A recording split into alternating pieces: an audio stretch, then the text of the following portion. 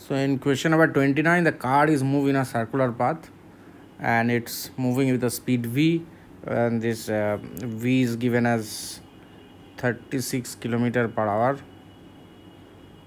This you have to convert to meter per second, so into 5 by 18 meter per second. That means it is 10 meter per second, and the radius of the circular path is given as 50 meter.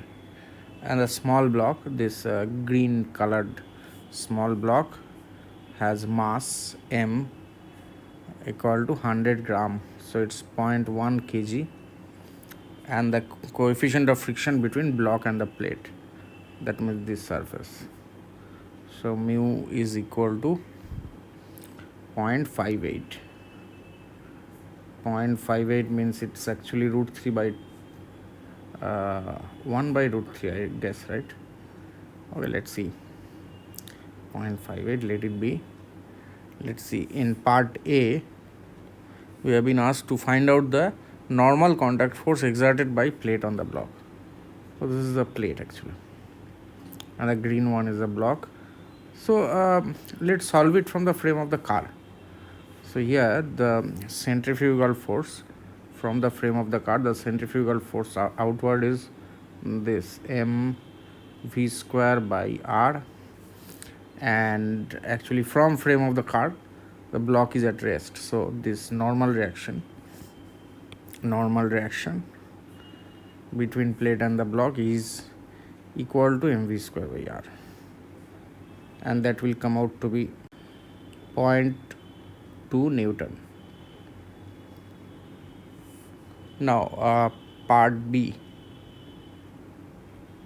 In part B, it is mentioned that the plate is slowly turned so that the angle between normal to the plate and the radius of the rod slowly increases. So the plate is turned so that the normal to the plate makes a certain angle theta with this radial direction. So for solving part B, this thing is rotated actually, right? The plate is slowly turned so that the angle between normal to the plate and the radius slowly increases, and it forms an angle theta as shown here. This is normal and this is the radial direction, so angle theta. Find the angle at which the block will just sliding on the plate. So now let's resolve the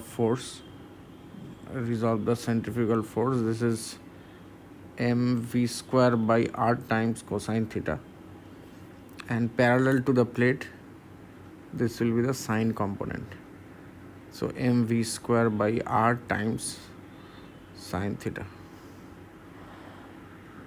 and there it is mu times n.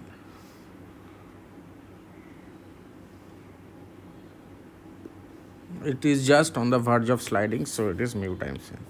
Now let's write the equation. N, so we choose this as the axis, so these two axes, x axis and y axis, right?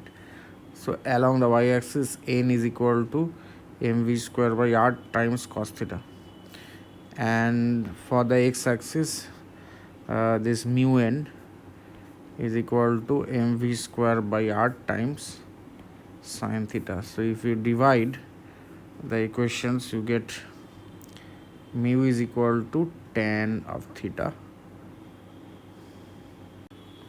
So as here mu is equal to 0.58, so 0.58 is 1 upon root 3, so that's equal to tan of 30 degree.